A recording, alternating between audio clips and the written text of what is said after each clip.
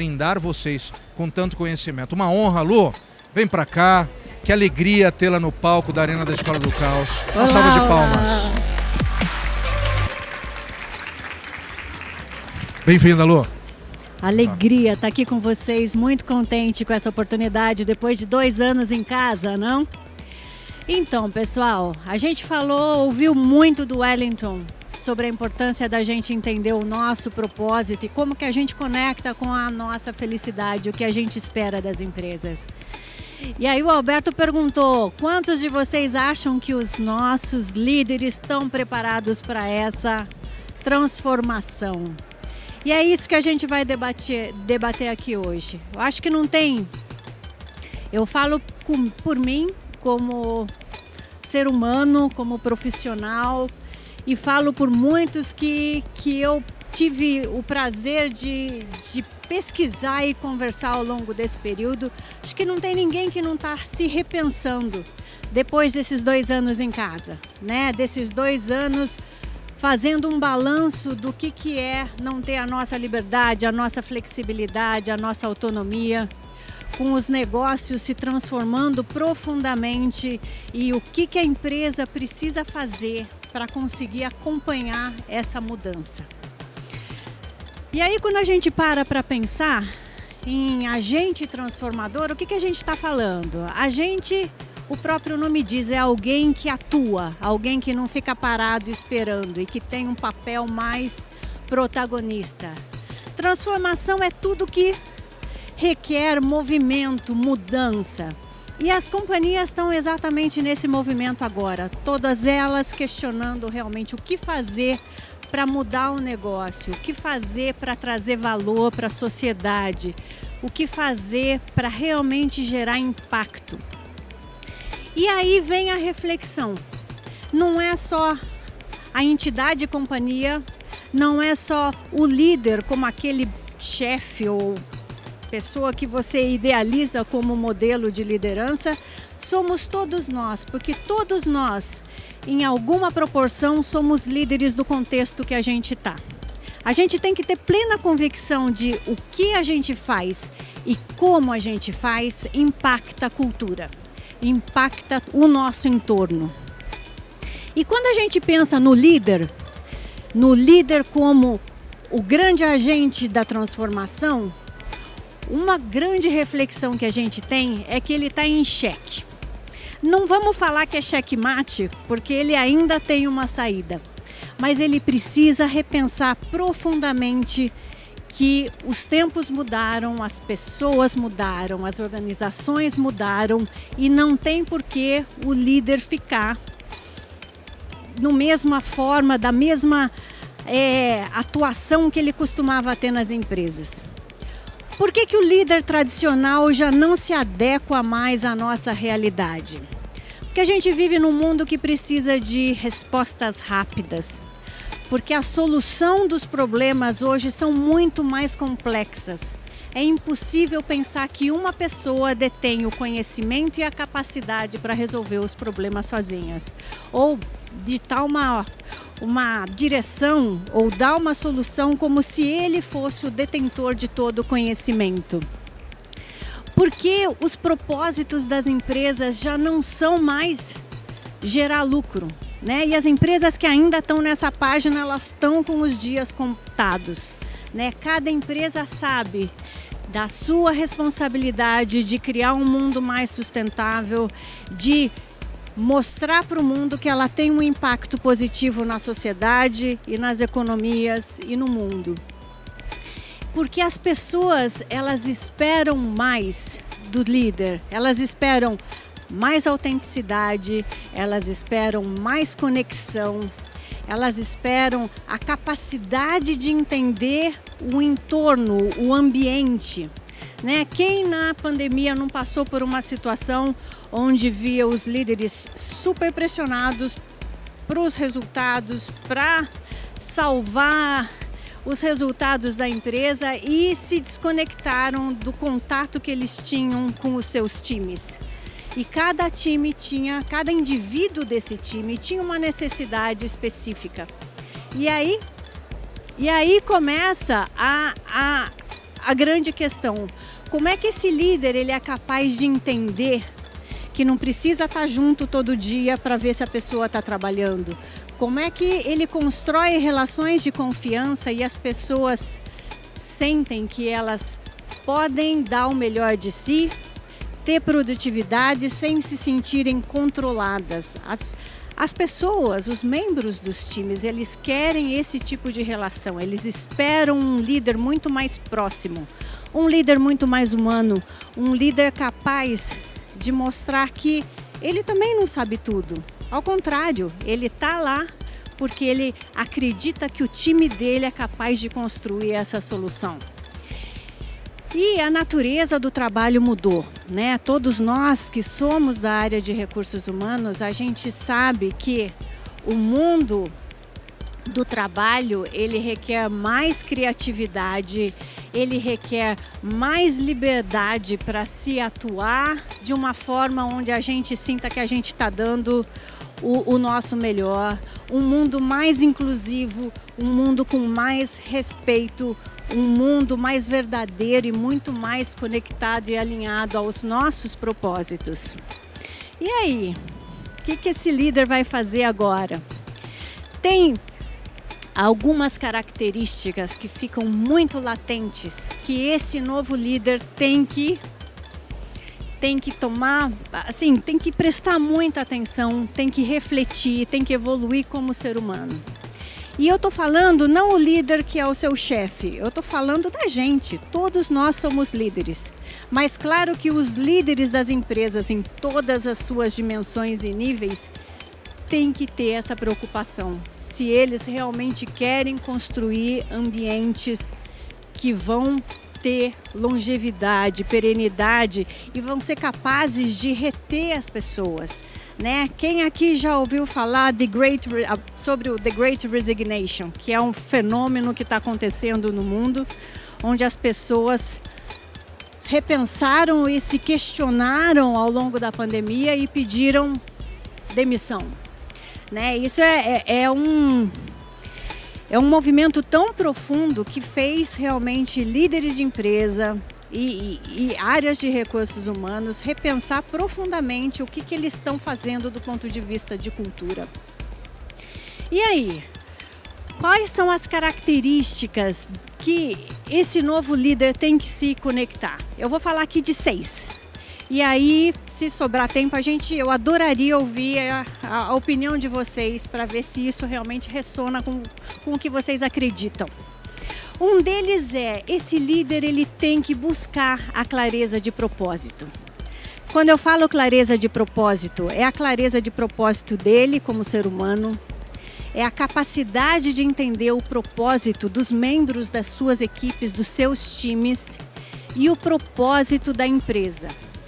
Cada líder tem essa missão de conectar o que eles realmente acreditam com o que é realmente a crença e o propósito daquele time, com o que essa empresa busca.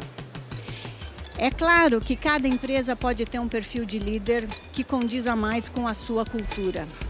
Mas qualquer que seja o negócio, qualquer que seja a empresa, hoje a gente não vive mais sem essa verdade, essa necessidade da gente entender o que a gente está buscando.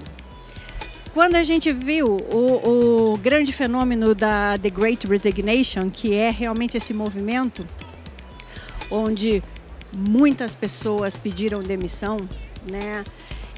3 grandes motivos vieram à tona, onde foi realmente a base dessa decisão. Um deles é o volume de burnout, que todos nós conhecemos e sabemos que isso virou um problema profundo de negócio. Não é de hoje que existem problemas de saúde mental, mas o volume de pessoas e o quanto isso representou para as organizações foi algo profundo que fez realmente organizações pararem para pensar que realmente isso não é nem um problema de RH, isso é um problema realmente de negócio. O segundo tema foi a reflexão sobre o que eu estou fazendo com a minha vida, o que eu estou fazendo com o meu tempo. É assim que eu quero acabar meus dias? E se eu ficar doente? O que pode acontecer comigo? Esse medo do incerto fez com que as pessoas falassem: eu não estou feliz porque eu não estou trabalhando alinhado ao meu propósito. E isso faz com que as pessoas realmente tenham vontade de simplesmente jogar tudo para o ar. Já tem uma consequência do The Great Resignation, porque muitas pessoas que pediram demissão já se arrependeram, porque realmente o que elas encontraram depois não necessariamente realizaram. Por quê? Porque provavelmente a resposta estava nelas e não na empresa e não no empregador. E isso é um tema para a gente repensar, porque propósito não é um luxo, não é uma palavra da moda, é algo que a gente está se questionando realmente, o que a gente quer para a nossa vida e onde a gente pode ser realmente feliz e onde a gente agrega valor, se a gente se sente parte daquele ambiente, se a gente se sente importante e incluído nesse contexto maior que é a organização que a gente trabalha. É preciso ter valores explícitos. E aqui, gente, é uma reflexão muito importante para nós de recursos humanos. Todas as empresas têm valores claros. E todos os líderes sabem falar dos valores das empresas. Isso não é novidade para ninguém, desde que a gente conhece as organizações. Mas esse líder que realmente é capaz de mover, de mobilizar as pessoas para trabalhar por um propósito maior, ele vive esse propósito e ele promove esse propósito e estimula as pessoas a viverem esse propósito da empresa. Isso é algo extremamente importante. Vamos pensar nós de recursos humanos. Se a gente não tem clareza do nosso propósito como recursos humanos e como isso se conecta com o propósito da empresa, o que vai acontecer? Nós vamos continuar rodando a operação de recursos humanos e sendo uma organização isolada à parte que vai estar entregando o que é suposto entregar.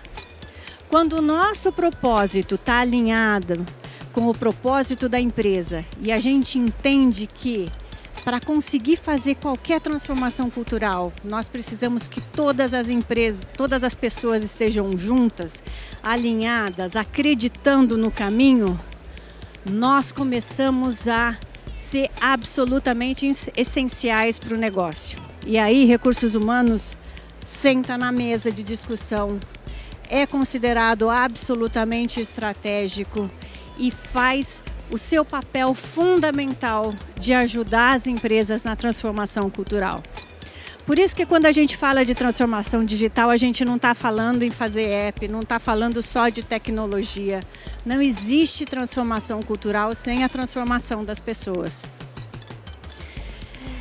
É muito importante ter consciência sobre o nosso papel de líder, sobre o papel de líder. O líder é aquele que ele consegue influenciar o mindset da sua organização.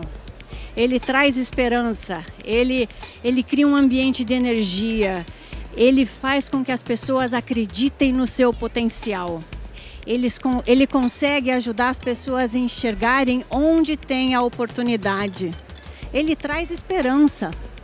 Ele tem a missão fundamental de entender que cada um tem importância, cada um tem o seu papel no contexto maior, que é uma organização.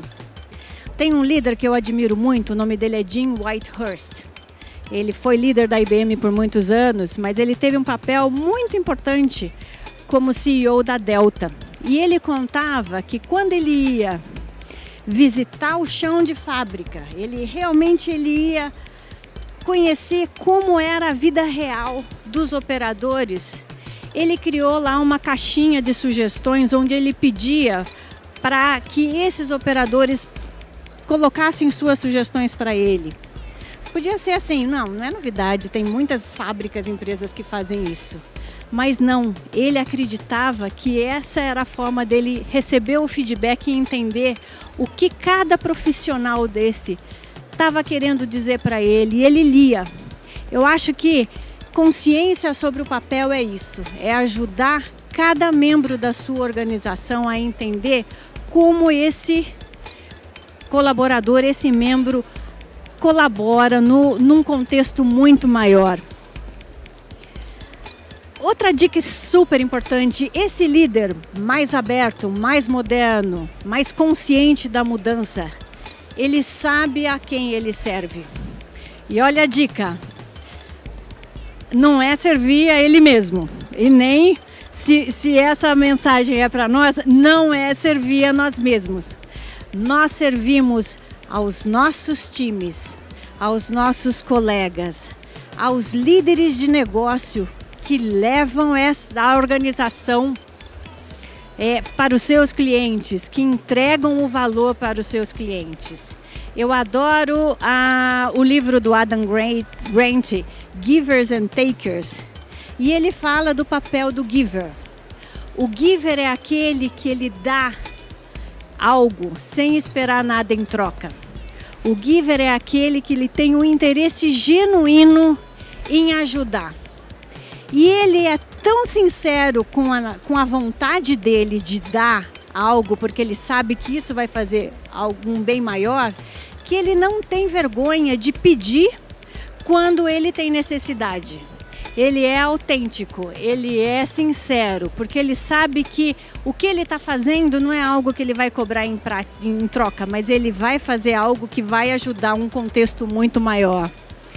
Então, acho que a missão aqui é: vamos identificar os givers da nossa vida, vamos ser gratos a eles e vamos ser também givers. O nosso propósito como ser humano, como profissional, como líderes, ele é fazer algo maior para outra pessoa e não pensar em nós mesmos. E ser autêntico? Eu acho que não existe mais espaço para o teatro corporativo. As empresas, elas precisam ter consciência de que o que a gente quer são relações verdadeiras, transparência. O que a gente quer são pessoas e são líderes capazes de mostrar que eles não são super-heróis e que eles também estão aprendendo e se transformando à medida que todas essas mudanças estão acontecendo, assim como estão acontecendo com nós, a cultura das empresas e todo o mercado. Todos nós sabemos disso. E para isso a gente tem que criar um ambiente inclusivo. A Muna foi perfeita em falar o quanto esse tema é profundo.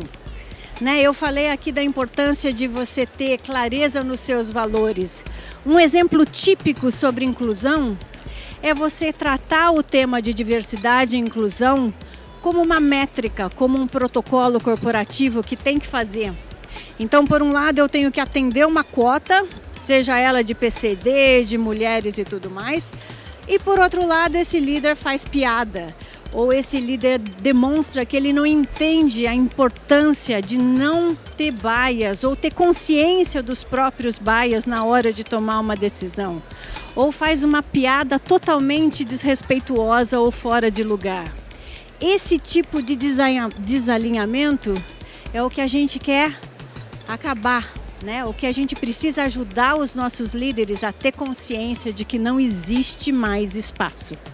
A gente precisa de um ambiente inclusivo para que as pessoas sejam capazes de dar o melhor de si. Quando a gente está inteiro nas organizações, quando a gente está feliz, a gente se sente parte daquele contexto, a gente é capaz de ser muito mais produtivo, a gente se realiza e aquele momento, ou trabalhar naquela organização é algo que vai te dar prazer e você vai querer continuar nessa organização.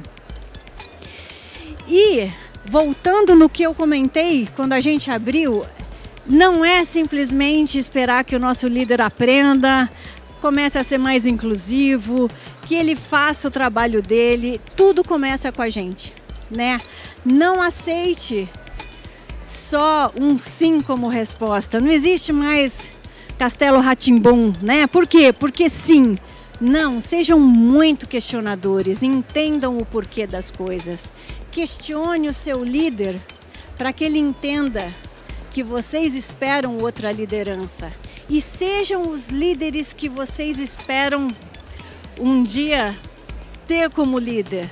Eu tenho certeza que cada um de nós, fazendo o nosso papel, impactando o ambiente que a gente vive, vai transformar realmente a cultura da empresa e vai fazer com que os nossos líderes tenham a consciência de que eles precisam se transformar e reposicionarem a sua visão de mundo com relação ao que as empresas precisam, o que esse mundo precisa com relação à liderança. Era isso que eu queria compartilhar com vocês hoje. Eu estou super à disposição via LinkedIn ou mesmo aqui a gente pode bater um papo. Obrigada.